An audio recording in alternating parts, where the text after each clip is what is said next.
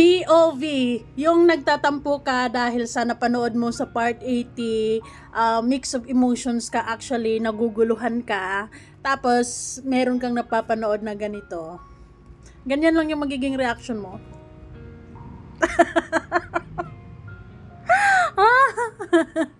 Oh, don't tell me na hanggang ngayon ay naiiyak ka pa. Don't tell me na hanggang ngayon is naiinis ka pa or naguguluhan ka pa din or ang bigat-bigat pa rin sa pakiramdam. Huwag ganon. Kasi naman, ganyan yung nararamdaman mo dahil nakapokus ka sa negative. Ganon lang yon.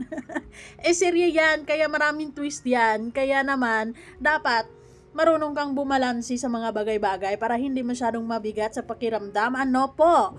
Kasi part 80 pa lang yan, naabot tayo ng part 1,000. So, marami pang twist sa Jomcar. Okay, wag masyadong ibig sabihin, sobrang magaling ang Jomcar sa part 80 kasi nadadala tayo. Ako naman, nadadala din naman ako. Pero, I realize something and I know, sa puso ko parang iniisip ko na may twist, 'di ba? Kasi serye nga naman, 'di ba?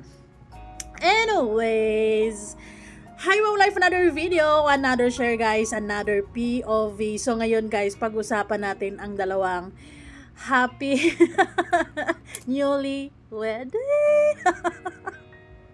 It's giving me vibe like 5 to 6 years from now.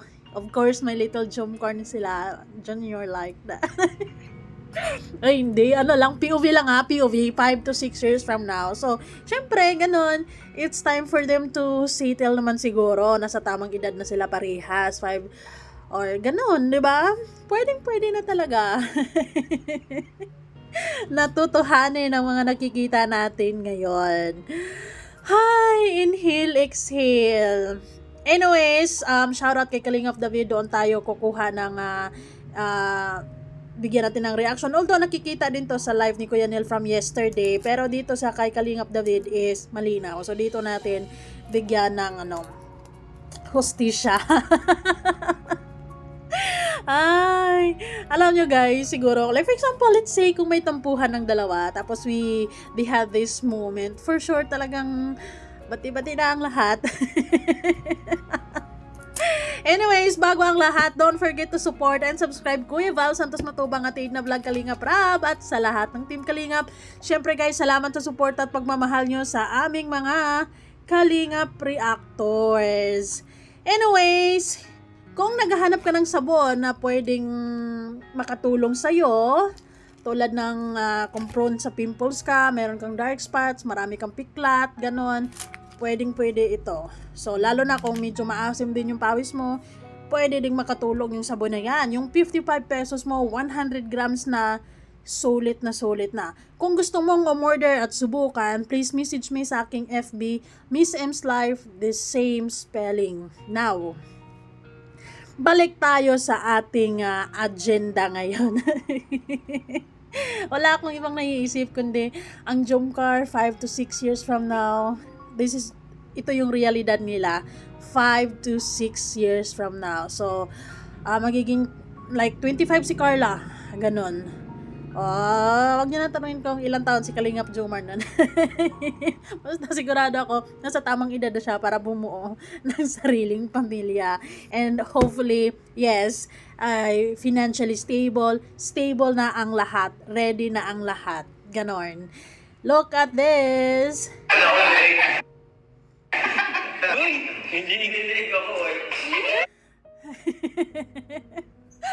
Hindi ako yung baby na kinikilig sa dalawa or kumbaga since iniisip natin na 5 to 6 years from now and this is reality sa Jomcar, kunwari papa's boy si baby. Meron naman talaga in real life, 'di ba? Na meron naman talagang mga babies na either makamama or close sa mama tapos ayaw lumapit sa papa, or meron namang baby na talagang makapapa at ayaw lumapit sa mama. May mga ganon. Oo.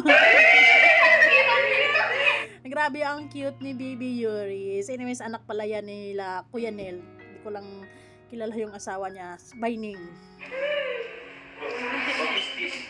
Sino? Parang ito na Papa Joms, ibigay mo naman sa nanay. Nako, nakakaloka. Anyways, this is good because hopefully sa mga Jumcar fans dyan is napapangiti naman kayo. Kasi masyado kayong apektado sa part 80 eh, di ba? Masyadong naapektuhan ng mga pucho, ganon. So, hopefully, this one brings you smile.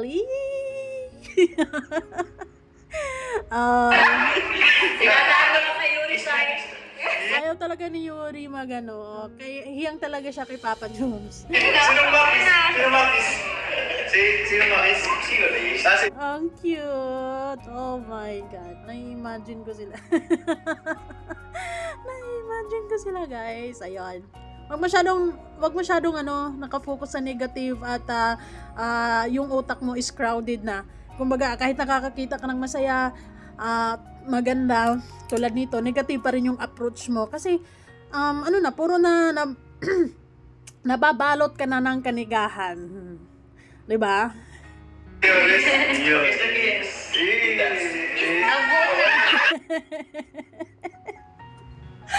POV yung nanay ka. Tapos, hindi sila nanay dito ha. Like, meron talagang ganong situations, diba? Yung nanay ka, tapos yung anak mo is hindi sa'yo lumalapit.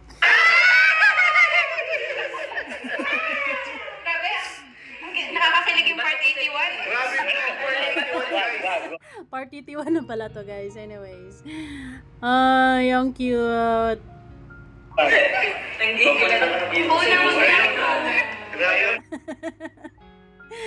Mahilig sila pareha sa bata kasi si Papa Joms is galing siya sa pamilyang marami sila, 'di ba? Marami siyang kapatid. And si Carla naman meron din siyang mga kapatid. So pareha silang mahilig sa bata. Bagay na talaga, oh. Bagay na talaga. Pwede. Pwede na talagang magsimula ng Hamuna. Ano ba yun? Si Baby Yoris kinilig. Napang-asar din. Ayun, Baby Yoris, kung nararamdaman mong may tampuhan ng dalawa, pagbabatiin mo nga. Oy, tayong mga fans, dapat dapat kalmado tayo. Like for example, kung mababalitaan natin na may tampuhan sila, normal lang naman yan. So, normal sa isang magkarelasyon. Sa isang samahan na lang. Di ba? Kahit anong samahan man, hindi maiwasan na may mga tampuhan. Magkakaroon ng tampuhan, magkakapatid, mag-asawa, di ba? Or basta yung tampuhan is normal. And actually, tampuhan is also good. Kasi after the tampuhan, meron kang mga realizations, 'di ba? Meron kang mga adjustments, mas na makilala mo lalo yung tao because sa mga tampuhan na ganyan, 'di ba? Pero it doesn't mean nagkatampuhan ay over na. It's over. Pwede na lang kung oras-oras, minuto na lang kayo nagkakatampuhan, ultimo malit na bagay, hindi na niyo mapagkasunduan, wala nang pag-asa yan, di ba? Kumbaga, wala na talaga. Wala na.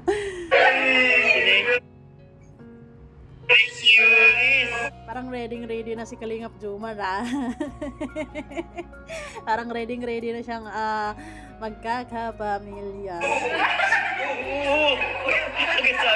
Imagine ko kung magkakaroon sila ng baby, siguro ang cute, 'di ba? Kasi pogi naman si Kalingap Jomar, si Carla is maganda, maputi.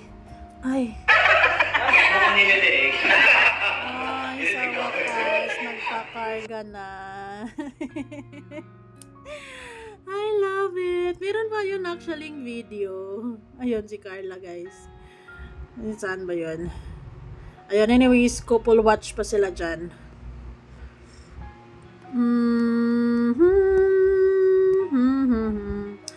Ay guys, sa mga nag-order ng sabon dyan, ganito yung magiging epekto. Yung katulad nyan. Sobrang mamamalat ka, pero mild lang yan. Pero ganyan nga, marami. Ay, nako, sana yun. Sana ang aking video. Sino? Lo, nawala. Ito yun eh. Wait lang, guys. Nawala.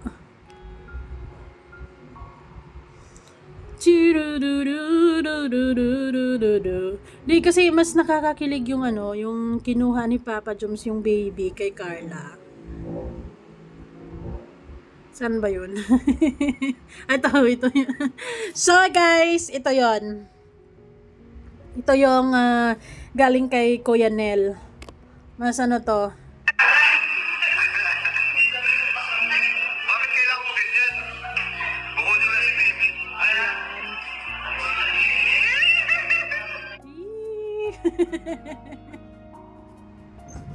Ang saya siguro ng pamilyang masisiwala nila. Parang awkward magsabi ako sa kasi 5 to 6 years pa naman yung sinasabi ko, di ba? Pwede.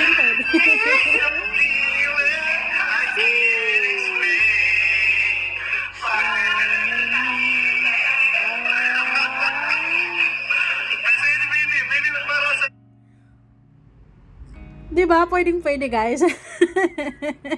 What is this I'm feeling? I just can't explain.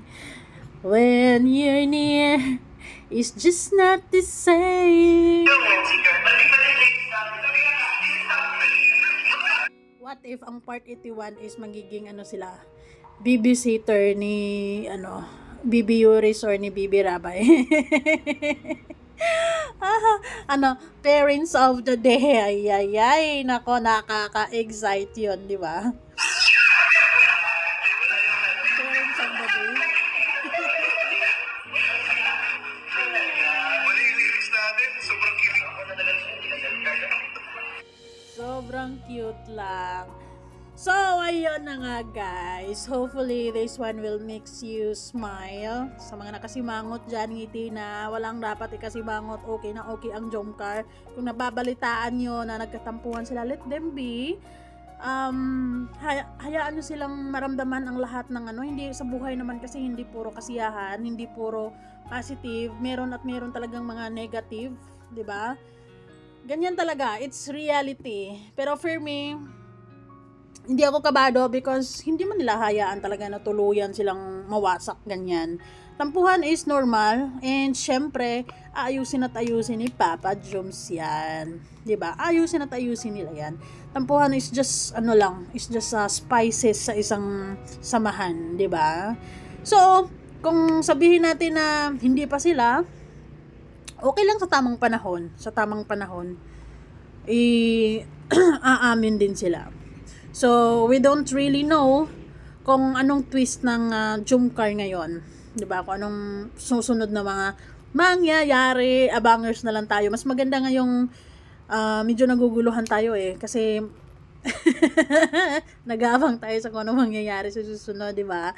Anyways, thank you guys so much for watching. Bye-bye for now. Kayo anong masasabi niyo? I hope na nakangiti ka na dyan because today is Sunday. Happy Sunday. Have a nice day ahead. Thank you guys so much. Bye!